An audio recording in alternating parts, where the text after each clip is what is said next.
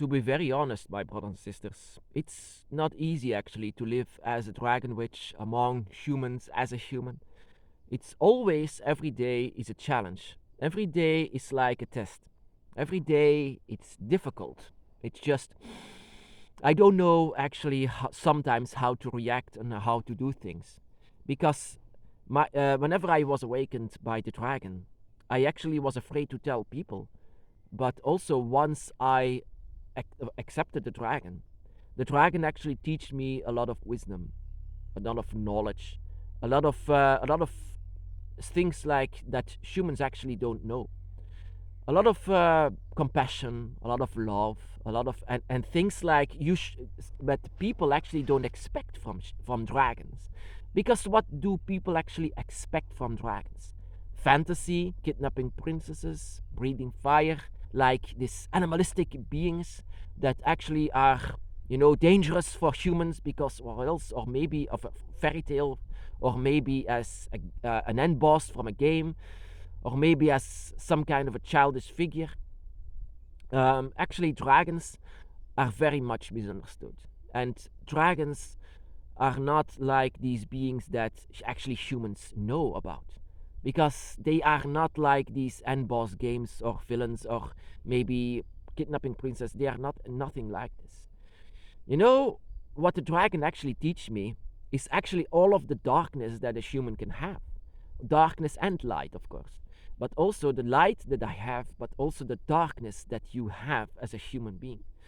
And then my dragon, my dragon by my side, the one that actually no one can see except for me. Actually, this is my dragon of knowledge and wisdom, and he actually taught me the ways of Fafnir. Fafnir that was born as a human being, born as I was, born as you are, but he was born with a dragon spirit. Born with a dragon spirit, but also had a lot of energy of that of a human. And he was easily corrupted. Oh my goddess, he was so easily corrupted by just gold and by power, by greed, by what that was his greatest weakness. Eventually, that was also his undoing. So how come that he became a dragon god, someone who is easily corrupted like this? Well, my brothers and sisters, the story says that he even killed his own father because of a greed. And what I can see here, and power of course, and what I can see here in this world, but with humans, is corruption, is also a power corruption, it's also greed, it's also wanting more and more. And also, once you are inside of a position of power, I can see how it corrupts you. I can see how it darkens you so much. And that was also the idea with Fafnir. Fafnir was easily corrupted, and that is the reason why he became cursed. Because once he saw Odin's gold, he never had his own mind anymore. His mind was gone. He was just a mindless slave of guarding this gold. Not because this gold was important, but because he was punished for his greediness. His greed was extraordinary because he was a human. And I can see the same thing. Humans would destroy their own home, their place, their planet. Even though it's beautiful for them, they would destroy and kill everything in order just to maintain that power or greed in itself. And that is also where humanity will be punished. And it's so, whenever you are trying to talk in the name of the dragon, not to say that the dragon is real, but to say, you have a lot of wisdom being given by the dragon, wisdom and knowledge and things like this. And whenever you share this with humans most of the time don't take it serious. And eventually when I say this actually comes from the dragon, then of course, oh my goddess, a dragon, that is just an animal. An animal just eats and then kills everyone. Ugh. Oh my goddess. That is why I say it's so difficult actually to be a dragon witch. To be a dragon witch, you are filled with the dragon's knowledge and wisdom. And whenever you try to give this to other people, most of the time they laugh it away. And eventually when I say it comes from the dragon, it's like, ha! whatever. Yeah, whatever, man. Because humans always think that they are the number one beings upon this world. But they are actually the ones so greedy and so corrupted that they can even destroy their own home.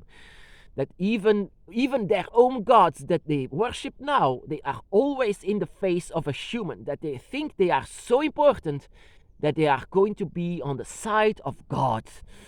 Um, whenever Tiamat came, for example, whenever Tiamat came to me, I was humble. I was like this, but I shouldn't do it. And that is also very much a human behavior. Like, oh my goodness, there is something higher than me. But most of the time, people will not do that. People will go to church and, for example, also go in a position of power. And most of the time, they destroy so many things that you don't even understand. Why are you doing this? But that is a sickness. And that is eventually what Fafnir also had. Of course, you can revive that in a movie that is being called The Hobbit. The Hobbit actually revived the story of Fafnir.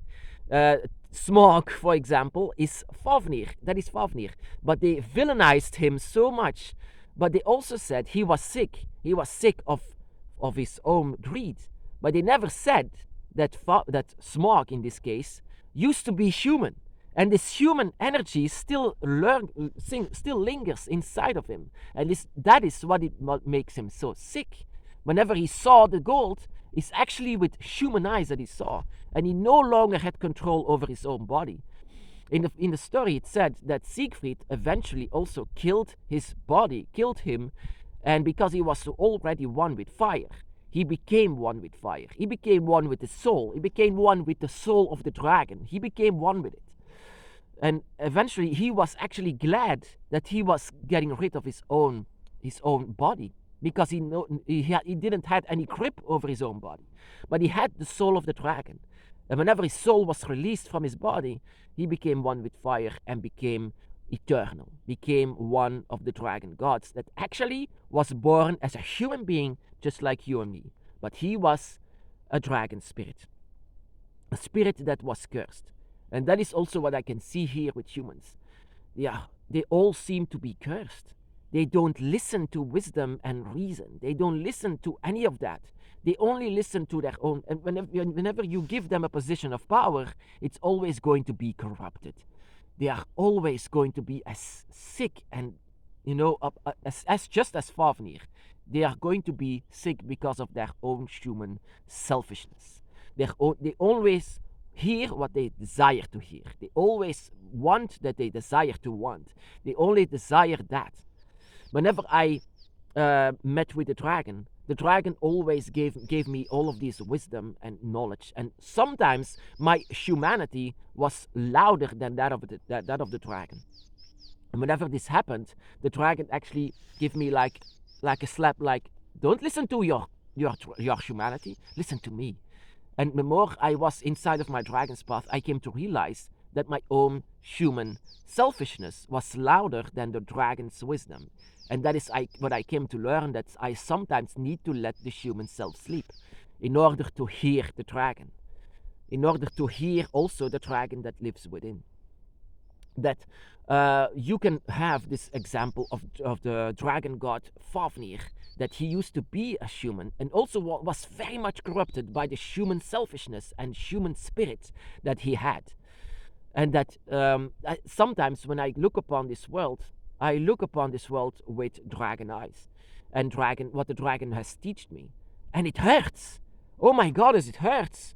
It hurts actually to live as a human, always wearing some kind of a human mask.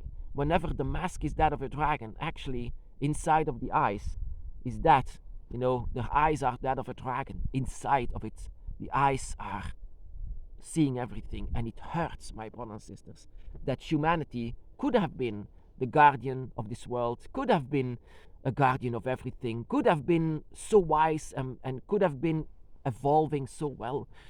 But all I see is selfishness of that of a human. And that is the story of Fafnir. The story of Fafnir, the dragon god. A dragon god that is always close to me, and I want to hear all of these stories, all of what they've been to.